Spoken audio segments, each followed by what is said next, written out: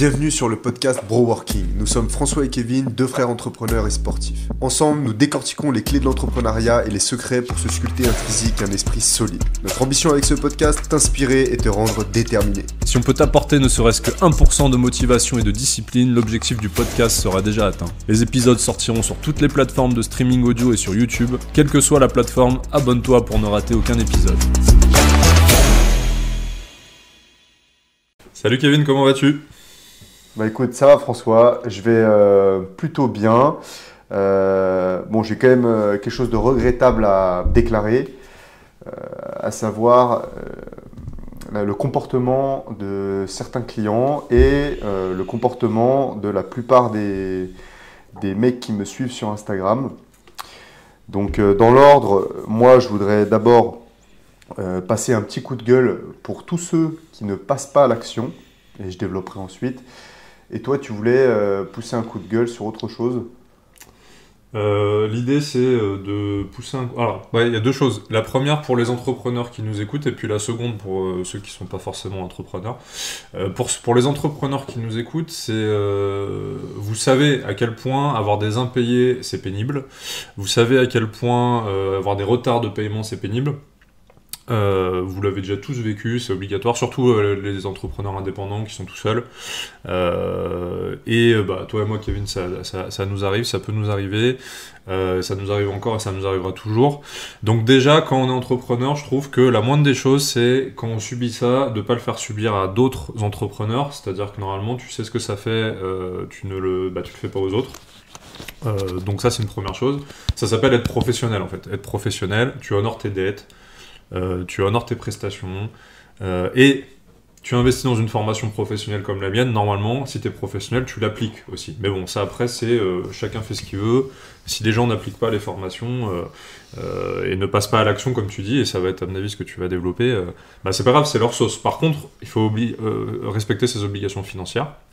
Et pour ceux qui n'entreprennent pas et qui nous écoutent, et qui sont des clients, globalement, faites attention quand vous avez en face de vous des artisans, quand vous avez en face de vous des entrepreneurs qui sont tout seuls ou des entreprises qui semblent... des petites entreprises en fait, des petits artisans, des petites entreprises, des petits commerces. Nous, Kevin et moi, aujourd'hui, on est des artisans, typiquement. Clairement, aujourd'hui, on a la taille d'entreprise, on est des artisans. Faites attention parce que derrière, il y a des décalages de trésorerie. Derrière, vous créez des situations compliquées pour les entrepreneurs. Moi, j'ai tous les mois un entrepreneur que j'accompagne qui se plaint qu'un de ses clients l'a pas payé, qui se plaint qu'un de ses clients a pas honoré ses factures ou qu'il met du temps à les honorer, etc. Donc après, dans l'épisode, on va peut-être donner 2-3 tips, mais... globalement, à la limite, quand tu payes pas, quand tu arnaques un peu, des grosses boîtes, des Carrefour, des Amazon, j'ai des potes, tu vois, qui renvoient des colis Amazon en disant qu'ils les ont pas reçus, qui arnaquent un petit peu Amazon, ou on a tous un jour ou l'autre fait des petites bidouilles. Mais quand c'est des gros groupes, quoi. Mais là, on parle vraiment, quand vous êtes face à des petites entreprises, faites attention parce que vous pouvez créer des grosses difficultés. Ouais, c'est ça, les gros groupes ont toujours en plus un pourcentage de perte qui est calculé et qui est prévisible. Nous, le pourcentage de perte, il impacte notre vie en direct. C'est des ressources dont on a besoin pour vivre, pour nourrir notre famille, etc. Donc ouais, typiquement, tu l'as dit, on est des artisans. Puis même, moi, il ne me viendrait jamais à l'esprit d'entreprendre quelque chose avec un collaborateur ou que sais-je, tu vois, de me lier par un contrat et donc, s'il le faut, payer une presta et soit demander, déjà, soit arrêter de payer, ou alors demander un remboursement, mais jamais de ma vie, après c'est peut-être un problème d'ego aussi, mais jamais de ma vie je ferai ça. Jamais de ma vie, j'ai eu l'idée de, par exemple, de me faire rembourser ma formation immobilière ou quoi que ce soit. C'est une question de principe aussi. J'aurais trop honte et c'est pas dans mes valeurs. Tu dois honorer Tu dois honorer tes dettes, ouais. Ouais, c'est Tu clair. dois honorer tes dettes. Puis ton encore contrat, plus, le dernier épisode, on parlait, enfin, un des derniers épisodes précédents, on parlait de B2B. Encore plus quand tu es face à d'autres entrepreneurs, si tu honores pas tes dettes par rapport à d'autres entrepreneurs, tu vas te créer une sale réputation en fait. Donc, moi, typiquement, là, les coachs sportifs que j'accompagne, quand il y en a qui commencent à se montrer, comment dire, qui commencent à montrer, à laisser penser qu'ils vont pas payer leurs dettes. Moi, c'est un des trucs que je leur dis directement. En fait, je leur dis faites gaffe parce que le monde est petit. En fait, le réseau, ça parle vite. Tout se sait très vite aujourd'hui, en plus encore plus avec les réseaux sociaux. Donc, il faut rester professionnel et honorer ses dettes. Toi, c'est des particuliers, donc effectivement, bah, ils ont peut-être moins ce souci-là. Mais comme tu dis, c'est une question de principe, quoi. C'est une question de principe et tu t'es engagé, quoi. Et puis encore une fois, c'est des mensualités, c'est des choses qui sont atteignables, quoi. C'est vrai qu'on parlait, toi et moi, ce matin, de quand il y a un mec qui, d'un coup, qui a un changement de vie professionnelle ou qui a un changement de vie relationnel. On en a déjà parlé dans un épisode, quand tu as un changement de vie, parfois tu as un changement de situation financière.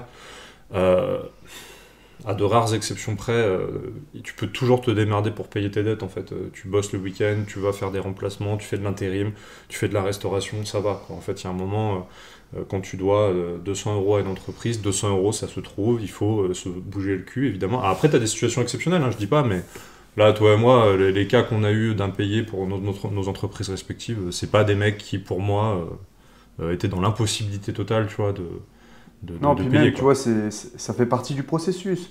Tu vois, ça fait partie du processus qui dit qu'il faut s'accrocher et qu'il faut persévérer. C'est ça la discipline. La discipline, c'est se cantonner à ce qu'on s'était dit de faire, c'est persévérer et tenir sur la durée, en fait, ce putain de marathon que tu entreprends quand tu vises un but et n'importe quel objectif. Donc là, on parle, oui, plus d'un point de vue entrepreneurial, mais je veux dire, un de mes clients qui honore pas ses dettes, qui règle pas sa part du contrat, il règle pas une part du contrat en fait. Et donc, et en fait, 100%, dans 100% des cas, là ça fait 4 ans maintenant que je suis auto-entrepreneur, que je vends mes formations en ligne, etc., mes coachings en ligne, 100% des mecs qui n'ont pas honoré leurs dettes sont des mecs qui ne faisaient pas leurs entraînements. Voilà. À chaque fois que j'ai eu des mecs, par contre, et donc à contrario, à chaque fois que j'ai eu des mecs qui avaient des galères financières, parce que ça arrive, hein, j'étais conciliant, j'entendais et je me suis arrangé seulement si ils me montraient qu'ils appliquaient ce que je leur disais de faire. Et à ce moment-là, ok, à ce moment-là je comprends. Mais tu vois, le mec, tu n'as pas de nouvelles de lui pendant 3 semaines, 1 mois, et il commence à te demander d'arrêter les virements, etc., les paiements, bah non, gros, Et puis t'as la non, ça marche démarche, pas. je t'écris Kevin, désolé, j'ai un énorme changement dans ma vie, je vais pas pouvoir honorer mes dettes. Comment on peut s'arranger? Est-ce qu'on peut espacer les paiements? Est-ce qu'on peut décaler les paiements? Est-ce qu'on peut réduire les mensualités pour les étaler sur du plus long terme? S'il te plaît, machin, poli. Ou même encore mieux, je t'appelle en fait. Je t'appelle, j'ai un problème, Kevin, tac. Ou François, moi, vice-versa. En fait, t'appelles ton fournisseur, t'appelles l'entreprise chez qui t'es client, t'appelles ton client, bref. T'appelles ou tu fais un mail correct, poli, et tu dis que ta situation elle est compliquée, et là tu cherches un arrangement. Mais là, globalement, nous, là aujourd'hui, on parle vraiment de gens qui te ghostent, qui ne t'écrivent plus du jour au lendemain, et qui un mois après refont surface en disant est-ce que je peux être remboursé, ou qui arrêtent le paiement sans jamais donner de nouvelles en fait. Ouais, et puis bah, récemment, pareil, j'ai eu un mec qui était motivé, qui a re-signé une deuxième fois, qui était toujours motivé, et du jour au lendemain, j'avais un petit peu ce pressentiment parce qu'il faisait 2-3 trucs un peu à la légère. Du jour au lendemain, j'ai plus de nouvelles pendant une semaine, 15 jours. Et je reçois un message comme ça, avec un vieux pavé, tu vois, un vieux truc en mode bon bah voilà, j'ai des difficultés dans ma vie, je dois arrêter machin, truc, est-ce qu'on peut s'appeler pour s'arranger? Bah, gros, en fait, en plus c'est un mec qui a des responsabilités, etc. Donc moi je lui ai expliqué. Je lui ai dit, déjà, si je commence à stopper tous mes élèves sous prétexte qu'ils ont des baisses de motivation ou quoi que ce soit, je ne sais pas ce qu'il avait, mais j'arrête de vivre en fait. Et du coup, je lui ai dit clairement, donc il s'agit clairement de se responsabiliser et puis, comme tu disais, d'expliquer les choses. Tu vois, tu te poses, J'ai des bilans hebdomadaires, tu vois, il aurait pu m'en parler dans un bilan hebdomadaire, on aurait trouvé la solution. Non, là, t'envoies un vieux message un dimanche, le truc, moi, enfin, il y a un moment donné, voilà, quoi. Enfin, C'est ça. c'est sérieux, c'est un contrat, c'est sérieux, on a passé du temps, c'est de l'ordre juridique. Tu peux pas t'arranger comme ça. Enfin, on s'arrange pas comme ça avec une grande boîte, par exemple. Ou je sais pas, je dis n'importe quoi, mais tu vas souscrire un abonnement à Basic Fit, bah, tu vas pas leur envoyer un courrier 2 mois plus tard pour leur dire d'annuler ton. Et puis dans toutes les salles, c'est pareil. Voilà. Donc ouais, il faut contextualiser, il faut mettre les formes, il faut respecter les gens, tout simplement. Il faut respecter les gens. C'est du respect. C'est ça, ouais, les 3 points clés, c'est effectivement se responsabiliser, c'est-à-dire que c'est pas parce que tu sais pas t'organiser financièrement que tu dois en faire payer tes prestataires, tes fournisseurs, les entreprises chez qui tes clients, etc. Donc c'est ton problème, c'est ta sauce, c'est à toi de te débrouiller pour aller chercher des solutions pour honorer tes dettes.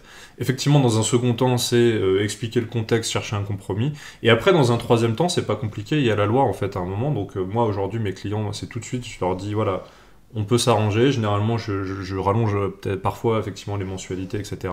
Mais au-delà de ça, sinon, je leur dis en fait, il y a un moment, il y a la loi, on est lié contractuellement. Donc là, c'est là où c'est important de bien se faire accompagner juridiquement et de bien se faire conseiller. Alors moi, je suis pas conseiller juridique, mais effectivement, c'est un des trucs sur lesquels je vous accompagne, c'est comment gérer et faire en sorte qu'il y ait le moins d'impayés possible. Donc on met en place des process. Je suis pas juriste et généralement, je vous invite quand même à un moment non seulement à avoir une protection juridique, ça c'est la base de la base, et puis surtout à bien mettre en place des process, bien faire signer des contrats avec des bonnes clauses, prévoir des choses. Donc il est tout à fait possible aussi de dire tu peux pas faire le programme actuellement, par contre tu as 6 mois pour le faire, 12 mois pour le faire. Moi typiquement c'est ce qui est prévu dans mon contrat. Et voilà, donc après sinon, bah, si la personne continue, après c'est la loi, et après c'est la justice, et après c'est l'huissier, et après c'est d'autres soucis, quoi. Après, ça veut dire que si déjà t'as pas les moyens de régler et qu'en plus la personne porte plainte ou fait un recours juridique contre toi, tu vas devoir en plus te payer un avocat, tu vas devoir payer des frais, tu vas devoir payer peut-être les frais d'avocat de l'entreprise qui a fait un recours contre toi. Donc aujourd'hui, de toute façon, au-delà de la responsabilité, il y a un moment, si tu payes pas, tu vas en prendre plein la gueule. Donc il faut faire attention et comme on disait, se responsabiliser, quoi. Ouais, voilà. Et puis maintenant, pour nous protéger à ce niveau-là, on fait appel à des espèces d'entreprises qui font le lien entre la loi et ta boîte. Et ça marche très bien. Maintenant, moi, je sais que bah, c'est toi qui m'avais montré ça. Voilà, ça fait partie aussi de tes prérogatives. Tu m'as indiqué le. Puis c'est rassurant, tu vois. Je sais que maintenant, dès qu'il y a un litige, un conflit ou quoi que ce soit, que le mec mette les formes ou pas, ben, je l'envoie vers cet assistant juridique. Comme ça, moi derrière, je peux me concentrer sur mon métier. Mon métier, c'est de transformer les gens, c'est de les accompagner dans une remise en forme. Et voilà. Enfin, c'est ça aussi, savoir déléguer. Complètement. Et c'est vrai que ça soulage. Hein. Ouais, c'est clair. Bah, c'est clair. Et puis on peut pas faire on peut pas être bon dans tous les métiers, donc il faut toujours se faire accompagner. Ça fait une bonne transition avec un autre sujet que je voulais aborder aujourd'hui, qui était, je vois souvent là de plus en plus sur LinkedIn ou sur les réseaux ou même sur Instagram des sketchs ou des réels qui sont un peu sur le bashing des solopreneurs et des mecs qui vendent des formations. Bon, c'est pas nouveau, hein, ça fait des années que ça existe. Mais moi là-dessus, ce que je voulais rebondir un peu là sur ce sujet-là, et c'est un bon lien parce qu'en fait, ce que ça montre là, le sujet qu'on vient d'aborder, c'est qu'en fait, quand t'es entrepreneur, tu dois être à la fois juriste, tu dois être à la fois comptable, tu dois être à la fois commercial, à la fois marketeur, à la fois évidemment ton cœur de métier, donc toi à la fois coach sportif aussi. Tu dois te former sur tout et tout le temps. Et surtout, si les gens ne te payent pas, quand tu es salarié, t'en fous, tu vois, à la limite, t'es commercial, ton client il te paye pas, bah, c'est la boîte pour qui tu travailles qui paye pas, tu t'en fous pas parce qu'évidemment ça va impacter ton chiffre à la fin de l'année, etc. Mais c'est pas ta boîte, tu vois, c'est pas toi que ça atteint. Alors que là, nous, on est directement atteint, effectivement, quand il se passe un truc comme ça. Et ce que je voulais dire, c'est que bah, c'est dommage, je trouve, de se moquer des entrepreneurs qui entreprennent tout seuls et des gens qui se lancent dans le consulting, dans le coaching, etc. etc. Parce qu'en fait, même si sur le long terme, il y en a plein pour qui ça va pas être viable et ça va pas marcher, t'apprends tellement de choses en fait. L'autre jour, je regardais un peu, je listais un peu toutes mes compétences sur un CV. En fait, quand tu crées une boîte, tout ce que ça t'apprend, c'est énorme. Et là, rien que là, tu vois, cette partie-là, même mentalement, ça t'endurcit. Parce que là, tu vois, ce que tu es en train de vivre et ce qu'on vit tout le temps, de temps en temps, effectivement, d'avoir des impayés, etc., ça te renforce. Donc pour moi, aujourd'hui, même si plein de business de coaching, de formation, on parlait l'autre jour du dropshipping, sur le long terme, ça va peut-être pas être viable. En fait, le mec qui fait ça pendant 2-3 ans, derrière, il a un mental en béton et il a des super compétences. Je sais pas ce que tu en penses, mais... Ouais, mais clairement, mais tu vois, ça me fait penser à ce qu'on disait à l'armée, encore une fois.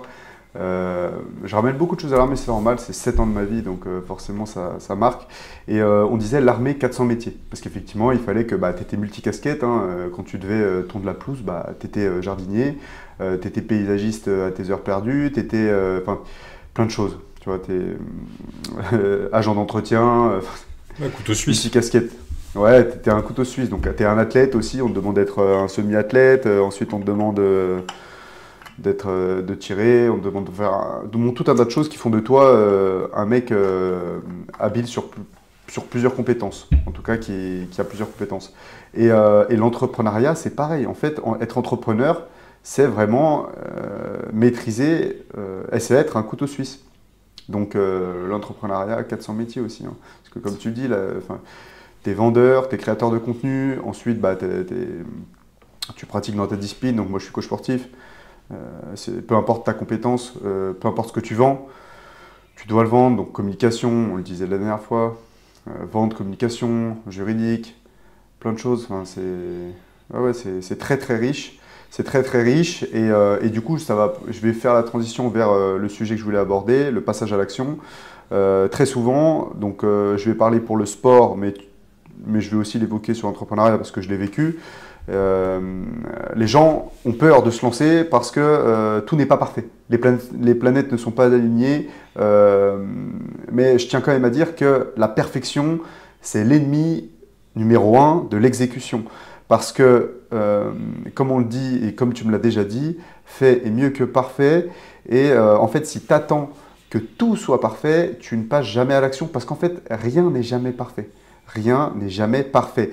Je vois des mecs qui sont là, oui, je me mettrai au sport, j'irai à la salle quand ma femme sera prête, je sais pas quoi, bon bref.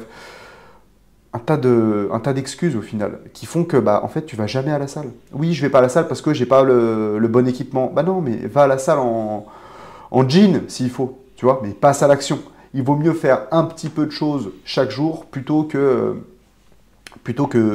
tout faire d'un coup. Tu peux pas tout faire d'un coup. Moi, si j'avais attendu d'être parfait pour poster des vidéos sur Instagram, mais en fait, je l'aurais jamais fait. Je l'aurais jamais fait parce que c'est justement le processus qui m'a amené à acquérir toutes ces compétences-là et qui m'amène maintenant à un certain niveau. J'aurais jamais atteint ce niveau-là du premier coup, même si j'avais payé. Alors oui, j'aurais peut-être dû, mais du coup, j'aurais dû me faire accompagner par des mecs et au final, j'aurais pas eu toutes ces compétences-là. Donc, les gars, je répète,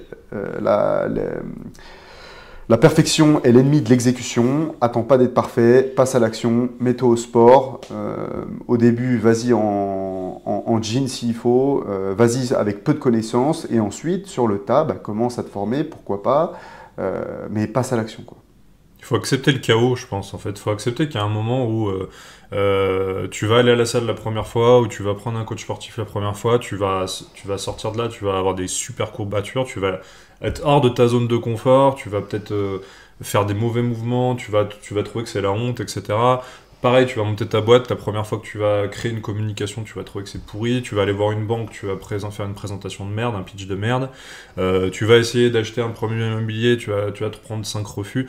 En fait, il faut accepter le chaos, je pense. Il faut juste un moment il faut, dans tous les domaines, si tu n'as jamais été voir une meuf et que tu commences à essayer de draguer que tu as 18 ans, ou 16 ans, ou avant même, il faut accepter que tu vas te prendre une bâche, il faut accepter le chaos, je pense. Il y a un moment, il faut accepter que ce soit le bordel, sur certains points bien cadrés, évidemment, mais il faut accepter, quoi. À un moment, il faut lâcher prise. Mais les gens ont peur.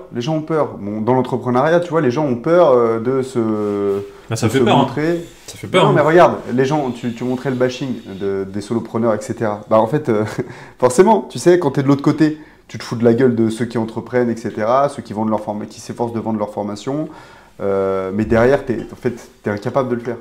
Parce que, en fait, tu te rends vite compte que mettre ton téléphone, appuyer sur REC et commencer à parler devant ton écran, c'est pas si facile que ça. Et qu'au final, il y a très peu de personnes qui sont capables de le faire, très peu de personnes qui sont capables bah, justement de se mettre face au chaos, en fait. Et tant mieux d'ailleurs, je vais dire, parce que bon, ça Ça fait montre le tri. que. Ça Ça fait le fait. Ah tri. oui, voilà. Ouais, Ouais, c'est clair. ça fait le tri.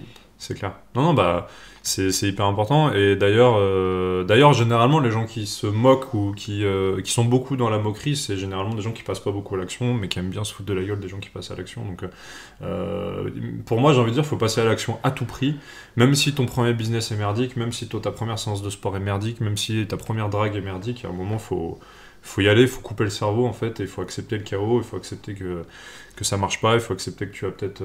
Voilà, et comme on disait la dernière fois, après, tu as des façons de cadrer. Évidemment, se prendre un râteau avec une fille devant toutes ses copines, c'est beaucoup plus humiliant que si elle est toute seule.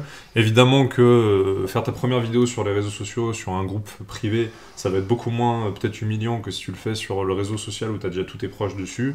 Et évidemment que la première séance de sport, si tu l'as fait avec un coach sportif chez toi, ça va peut-être être bien moins dur que si tu dois la faire tout seul en salle de sport sans savoir quoi faire. Donc après, il y a des petites astuces, mais globalement, pour passer à l'action, il faut vaincre cette peur-là et accepter le chaos, quoi. Ouais, mais voilà, c'est ça. Il y a toujours des astuces. Moi, pour vendre mes formations, bah voilà, je me suis fait accompagner parce que j'aurais été incapable de vendre tout seul. Enfin, je l'ai jamais fait. Et là, par contre, j'aurais été bloqué. Tu vois, j'avais l'envie, mais très clairement, solo, j'aurais pas vendu grand-chose, hein. Donc, et puis j'y suis allé progressivement, mais c'est vraiment toute une histoire de progressivité.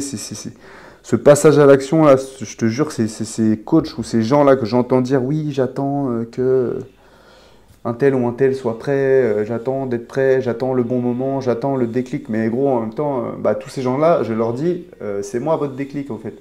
Je vais t'aider, moi je vais te faire passer à l'action.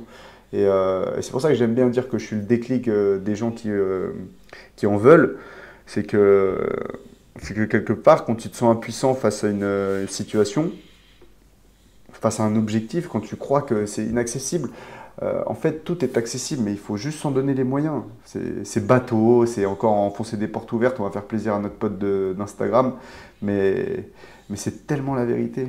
Et c'est vrai qu'on peut se moquer, hein. Tu peux tellement te moquer de trucs, mais bon.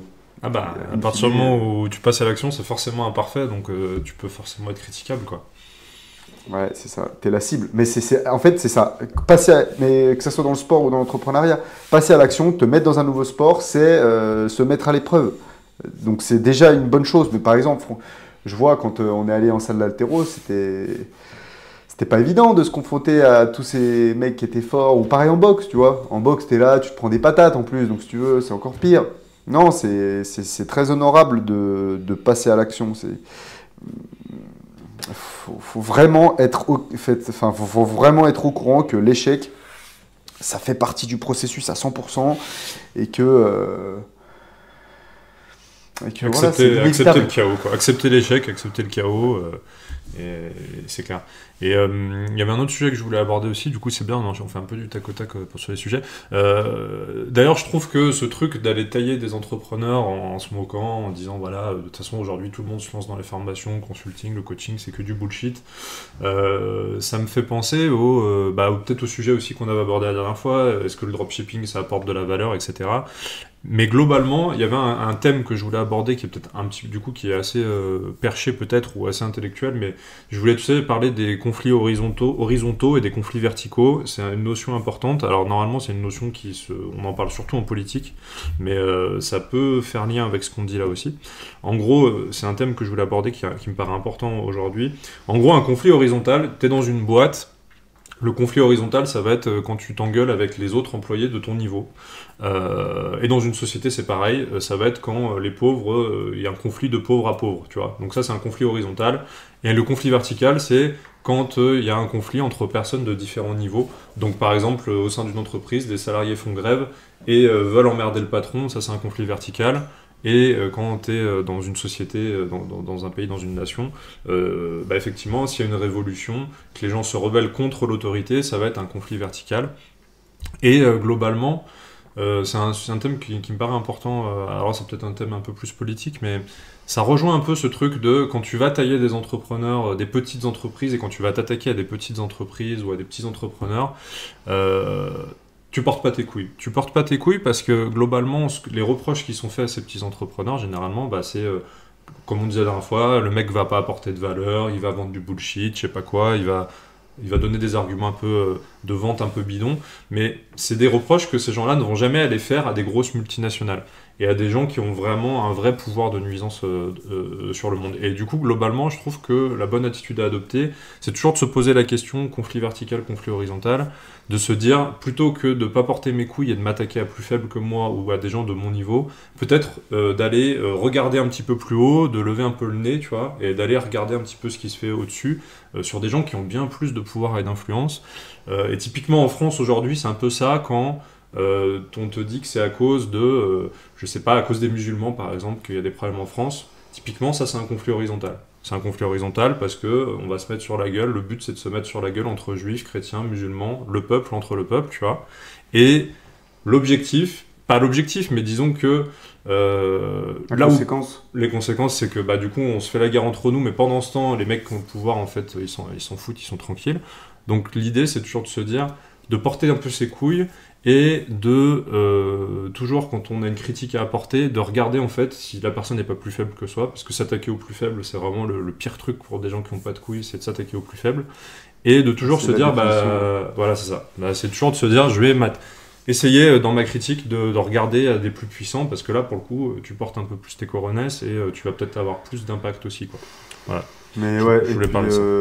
Ouais, non, mais c'est super intéressant. D'un aspect plus pratique, je veux dire, tu sais, on a déjà vu au collège des mecs qui allaient embêter d'autres plus faibles. J'ai toujours trouvé ça tellement pathétique, tu sais. Enfin, moi, jamais de ma vie, je penserais, et je pense pas que je l'ai fait, et si je l'ai fait, je me rappelle pas, ou enfin. Mais m'attaquer à plus faible que moi, c'est quelque chose qui, enfin, ouais, c'est pareil, tu vois, ça fait partie des principes. Bah, typiquement, les gens qui honorent pas qui honorent pas leur dette, bah, ce sont des gens qui peuvent faire ce genre de choses, tu vois, s'attaquer et donc se focaliser sur un conflit horizontal. Ils auront jamais les couilles d'aller dans un conflit vertical et d'accuser de trouver les gros poissons, quoi. Donc ouais, c'est ça. Et par contre, au contraire, j'ai toujours trouvé, et ça m'a toujours impressionné, les mecs qui allaient chercher au-dessus, qui allaient s'embrouiller avec des mecs plus forts qu'eux, ou à plusieurs, etc. Et ça, c'est honorable et c'est plutôt valorisé, mais pas assez au final, parce que tu regardes que, ouais, voilà, ça fait rire en fait. Les gens, ils se foutent de ta gueule, ils sont là, parce que t'es imparfait, ouais, c'est ce que tu disais tout à l'heure.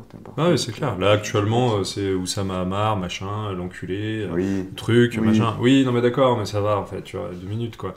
Il faut un peu se relâcher et se dire que ce mec, voilà, c'est pas non plus le président de la République, c'est pas le président de l'Union Européenne ou je sais pas qui, tu vois, ou de la Banque Centrale. Donc, il y a un moment, faut se détendre et puis surtout, ouais, arrêter de chercher des boucs émissaires qui soient simples, en fait, d'aller chercher. Parce que tu peux toujours apporter une critique et il n'y a aucun souci, c'est normal, hein, donc je crois que Rémi, à la vidéo où on commentait, il avait dit moraliser le capitalisme. Ouais, mais il faut moraliser des gens qui ont vraiment le pouvoir. Si tu vas faire la morale à des gens plus faibles que toi, finalement, tu vois, c'est pas très couillu. Alors que si tu vas moraliser des vraies boîtes qui ont de l'impact et du coup te mettre dans la merde, parce que les vraies boîtes qui ont de l'impact, elles ont des relais médiatiques, elles ont des lobbies, elles ont des soutiens, elles ont des choses, il y a des systèmes mis en place. Là, tu portes un petit peu tes couilles, quoi. Donc, oui, c'est plus facile de se foutre de la gueule d'un Oussama Hamar, bon voilà, qui raconte 2-3 histoires, plutôt que de s'en prendre à Macron qui déclare presque officiellement la guerre avec la Russie, quoi. Et le mec, il se met au premier plan devant les États-Unis. Enfin, tu vois, c'est tellement plus facile. Et puis on en voit beaucoup moins faire ça, tu vois. C'est plus facile, c'est clair, c'est clair. Alors que normalement tu vois des petits entrepreneurs, tu vois des mecs qui essaient de se sortir les doigts et qui essaient de se bouger. À mon avis, il faut plus le valoriser. Ça rejoint ce qu'on disait au tout début du podcast, quoi. C'est faites attention quand il y a des artisans, faites attention quand il y a des petites entreprises de les mettre en valeur et de les promouvoir, parce que là au moins c'est ça. Voilà. Non, mais... Je disais, j'ai fait un post la dernière fois sur la viande. J'ai dit arrêtez de bouffer de la viande. Bon. L'idée du post, c'était de faire... il était très sarcastique. Enfin, la description, je disais évidemment que tous les maux de la société n'étaient pas dus à la viande rouge, tu vois. Alors que, bon... Et en fait, les mecs, ils accusent la viande rouge, mais ce sont des mecs qui vont s'approvisionner dans les supermarchés. Ce sont les mêmes mecs qui vont te dire oui, l'empreinte carbone de la viande rouge, machin. Mais gros, oui, si tu vas dans un supermarché, mais si tu vas chez un boucher, celui du coin, qui a abattu la bête dans les règles de l'art, etc., qui prend soin, bah oui, ça coûte plus cher, mais derrière, ton impact, il est bien moindre, et puis en plus, tu bouffes de la bonne viande. Donc voilà, c'est ça. Ne pas consommer facile. Forcément, c'est plus dur parce que bah, y a les, c'est plus dur parce que c'est plus cher de se payer de la bonne viande issue d'un circuit court. Bah, parce que, mais c'est tellement plus, c'est tellement plus en principe, tu vois. Enfin, moi, je sais que là, depuis quelque temps, avec Anaël, on achète notre viande chez le boucher. Donc oui, ça nous coûte un peu plus cher. Et encore, maintenant, tu sais, as les cartes tickets resto, etc. Donc tu peux toujours te démerder. Et finalement, bah, on se régale beaucoup plus. Et je pense que notre empreinte carbone, elle est bien moins importante qu'il y a quelques années, où on achetait tout à Monoprix, etc. Donc, c'est clair. Et d'ailleurs, le lien, c'est... je sais pas si tu te souviens, tu avais des écolos à un moment qui défonçaient des boucheries, qui les taguaient et tout, qui allaient casser des boucheries, en mode, justement, arrêtez de tuer des animaux, arrêtez de machin avec ça. Mais en fait, c'est pareil, tu vas t'attaquer au boucher du coin, mec, en fait, t'es un lâche, en fait, tu vois. Le mec, il a sa petite entreprise, il a monté sa boucherie peut-être de père en fils. C'est hyper fragile, c'est hyper précaire comme situation. Aujourd'hui, avoir un local commercial encore plus en ville, c'est hyper fragile comme situation. Quand tu vas défoncer une boucherie, t'es un lâche en fait. Donc va t'attaquer à des grandes industries où là, t'as effectivement... En plus, le boucher, généralement, comme tu viens de le dire, c'est des circuits courts. C'est même au niveau de, comment dire, mince, comment ça s'appelle là où on tue les bêtes, du coup c'est un abattoir.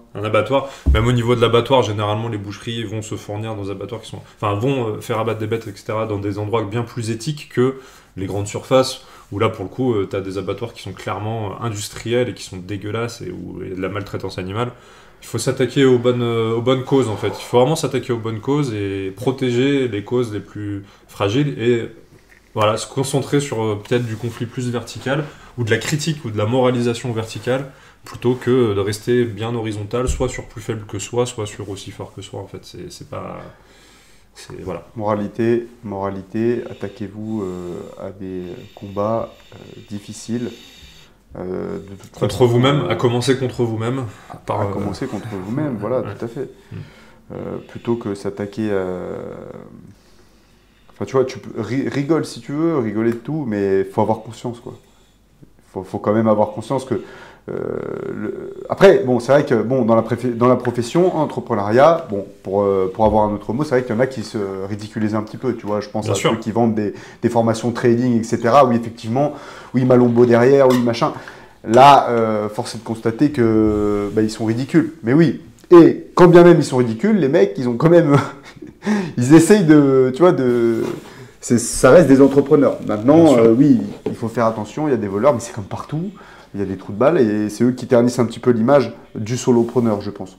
Bien sûr. Mais oui, après, tu as des voleurs, mais il faut bien nuancer, faire la différence entre voleur et vidéo maladroite ou vidéo marketing, parce que le marketing, comme on l'a dit la dernière fois, dans tous les cas, le marketing, tu as une part de rêve, tu as une part de storytelling importante, donc il faut quand même bien faire la différence entre voleur et marketeur, quoi, et mec qui fait du marketing, parce que tant qu'à la fin la prestation elle est délivrée, qu'elle apporte de la valeur, le mec qui vend du trading, si à la fin tu sais trader, c'est bon en fait, tu vois, le mec il a rempli son taf, après tu gagnes de l'argent, t'en gagnes pas, c'est ta sauce à toi et comment tu appliques le trading, quoi.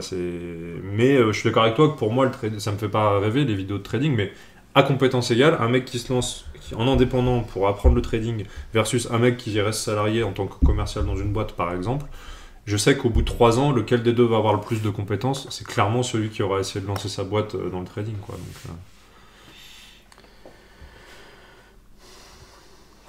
Donc, Ouais, non, mais je voulais dire un truc, mais je me rappelle plus. Mais... Non, Oui, si, regarde, moi, si j'avais pas été entrepreneur, très clairement, j'aurais fait partie de ceux qui se foutent de la gueule d'Oussama Hamar, tu vois. Donc là, moi, quand il y a des vidéos qui passent, tu sais, pareil, je rigolais au début. Mais je savais en filigrane qu'en fait, c'était un putain d'entrepreneur, c'était un putain de bosseur, et puis surtout un un super storyteller. Enfin, c'est un mec qui... Bah, tu vois, justement, moi, ça a fait l'effet, ouais, ok, ils vendent du rêve, donc ok que peut-être tout ce qu'il dit n'est pas vrai, mais en contrepartie, moi, il m'a vraiment motivé à viser la Lune pour atteindre une étoile, tu vois. Enfin, c'est vraiment... il a fait partie d'une de mes... Enfin, mais il fait toujours partie des inspirations, quoi. T'as envie d'y aller et je crois beaucoup, moi, au pouvoir de la croyance, justement. On parlait la dernière fois d'effets placebo, je crois. On échangeait Bien à sûr. ce sujet-là. Mhm. Et tu regardes qu'il y a énormément de médocs, il y a énormément de traitements sur lesquels s'appuient des possédés placebo. Parce que la croyance... Bah tiens, bah justement, j'ai ma reco du jour, finalement. Mais la croyance, c'est impressionnant. Quand tu crois fort en quelque chose, on sait par exemple, là pour parler sport et revenir dans le sport et pour parler de ce que je connais, il y a des bodybuilders qui se dopent et qui du coup développent des cancers, bon, des choses comme ça. Et donc il y a deux camps. Il y a ceux qui sont ultra médicalisés, qui sont super accompagnés avec des médecins, etc., qui font des tests régulièrement, taux de sang, machin. Et il y a ceux qui veulent rien savoir. Parce qu'en fait, à partir du moment où tu sais que tu as, ne serait-ce qu'un début de tumeur ou quoi, eh bien, t'en prends conscience et du coup, elle s'accélère de ouf. Et donc, il y en a, pour pallier à ce problème-là, à cette problématique-là, qui font le choix de ne pas s'informer et qui vivent comme ça jusqu'à ce qu'ils meurent, forcément prématurément, parce qu'en général, la durée d'une bodybuilder, ça s'arrête à 80 ans, 70 ans, 60 ans, tu vois. Voire plus tôt, malheureusement. Mais voilà, quand tu sais que le simple fait de ne pas savoir que tu as une tumeur peut la préserver petite et stopper la propagation, déjà ça, tu te dis ok. Et ensuite, il y a plein d'autres choses, hein, mais je veux dire, la croyance est impressionnant. Regarde, à l'époque, là j'écoutais un podcast de Delavier qui disait il y a des peuples dans lesquels on a mis dans la tête des enfants. Bon, actuellement, on met dans la tête des enfants qui peuvent être des petits garçons, des petites filles comme ils veulent. Bon, à l'époque, c'était autrement. À l'époque, il y avait la culture du héros. Donc on racontait aux enfants que dans la tribu, il y avait des hommes qui s'étaient sacrifiés pour le bien de la communauté, et donc que c'était des héros et ils étaient mis au pinacle, ils étaient adorés et voilà, et présentés comme héros. Du coup, les enfants avaient dans la tête cette culture du héros, et plus tard, en fait, ça fait des mecs qui sont amenés à défendre la communauté en se sacrifiant, entre guillemets. Donc ça fait des espèces de kamikazes, tu vois. Mais bon, tout ça pour revenir au pouvoir de la croyance. Donc voilà, s'il y a un pauvre mec comme ça qui te permet de croire que tu peux vivre de ton business en ligne et que 4 ans plus tard, comme moi, j'en vis, en fait, mais c'est magnifique. Bien sûr. C'est magnifique, tu vois. Bien sûr. C'est clair. J'y ai cru et je l'ai fait. Mais bien sûr. Comme toi, tu y as cru, tu le fais et tu le fais faire aux autres. Enfin, c'est... C'est ça. C'est ça. Mais aux États-Unis, ils n'ont pas du tout de mal avec ça. En France, on a un vrai problème avec ça. Le marketing, les gars, c'est que ça, en fait. Le marketing, c'est... et derrière, ce qui n'empêche pas que derrière, tu peux avoir un vrai produit, une vraie formation. Moi, je fais du marketing, tu fais du marketing, mais quand tu achètes nos prestations, il y a un vrai service derrière, il y a une vraie prestation de qualité. Et voilà. Et après, effectivement, t'en as qui vont avoir un très beau marketing et derrière, il n'y a rien, voire des arnaques, mais c'est très rare, il faut arrêter de se leurrer. Si aujourd'hui, tu es capable de faire de la publicité Facebook, Instagram, globalement, à de rares exceptions près, tu as peu d'arnaques. Après, la formation, tu peux la juger de bonne valeur, de mauvaise valeur ou pas, mais c'est pas de l'arnaque. Voilà. Il faut nuancer entre marketing et arnaque, c'est quand même pas la même chose. Tout est marketing. Emmanuel Macron qui se fait prendre en photo avec un sac de frappe de boxe, c'est du marketing. Qui va jouer au foot pour un match caritatif pour les pièces jaunes, c'est du marketing. Qui va s'exprimer, prendre il va lire, il lit des scripts en fait. Il lit des scripts rédigés par des boîtes de com, par des McKinsey, des autres, des consultants en communication. Tout est communication. La religion aussi a tout aussi une stratégie de communication. La religion, peu importe laquelle, qu'elle soit musulmane, chrétienne, juive, tu as tout aussi un ensemble de codes de communication pour convaincre aussi. Donc à partir de là, tout est communication, et ce sera Marocco du jour d'ailleurs, ça me fait penser. Nietzsche, Le crépuscule des idoles, c'est très petit, c'est très court à lire, et c'est du Nietzsche, donc c'est un peu chiant à lire, mais c'est très court, donc c'est un des livres, je pense, les plus courts qu'il ait fait. qui te parle de ça, des idoles, des croyances, et justement, lui, son grand combat, c'était de déconstruire un petit peu toutes ces croyances-là. Donc, je finissais juste là-dessus en donnant carrément la reco aussi. Toutes tes croyances, donc simplement, encore une fois, si tu veux t'attaquer et dire, vas-y, je suis le soldat de la vérité, fais-le pas avec des petits entrepreneurs, fais-le pas avec Oussama Ammar, mais fais-le déjà applique-le toi à toi-même, déjà regarde toi où est-ce que tu as des croyances qui sont fausses et des croyances limitantes, et puis ensuite derrière attaque-toi peut-être à des trucs costauds, des combats un peu costauds, un peu couillus, plutôt que d'aller chercher d'aller faire chier une petite TPE, d'aller faire chier un petit mec qui essaie de se lancer, c'est un peu ça le sujet. Et bien justement, ok, puis je vais raccrocher les wagons, la boucle sera bouclée, parce qu'il y a énormément de mecs qui ont souscrit des contrats et qui ont fait appel à des formateurs qui ont absolument rien branlé et qui ensuite vont crier à l'arnaque, tout simplement parce qu'en fait, ces mecs-là n'ont absolument pas appliqué les recommandations du formateur ou du coach. Donc forcément, ils n'ont pas eu de résultat.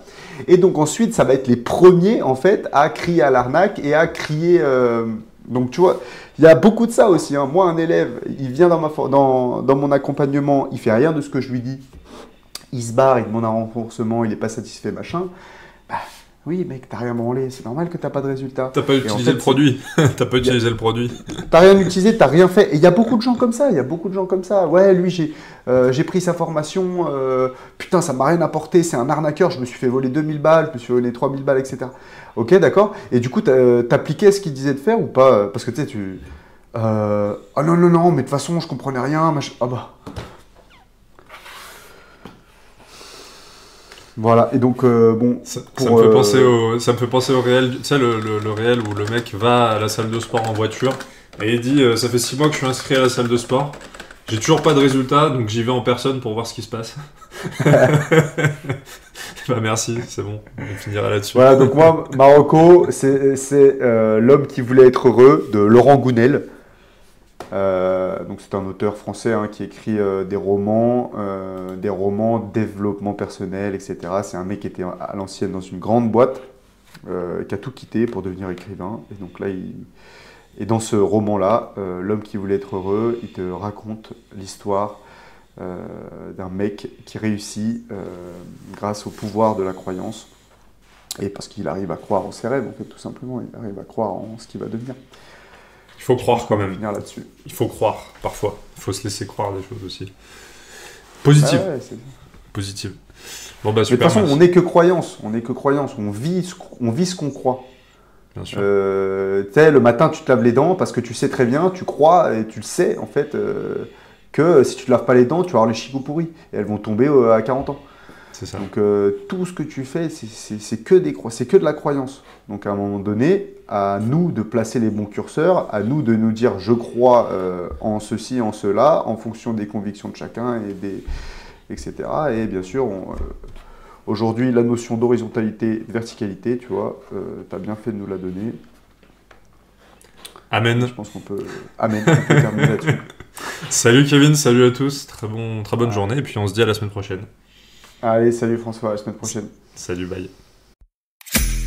Merci d'avoir écouté cet épisode de Broworking, le podcast. Si tu as apprécié nos discussions sur l'entrepreneuriat, le sport et la quête de l'excellence, n'oublie pas de partager, de laisser un commentaire et de t'abonner. Reste discipliné, reste engagé et n'oublie pas, chaque jour est une opportunité de devenir une meilleure version de toi-même.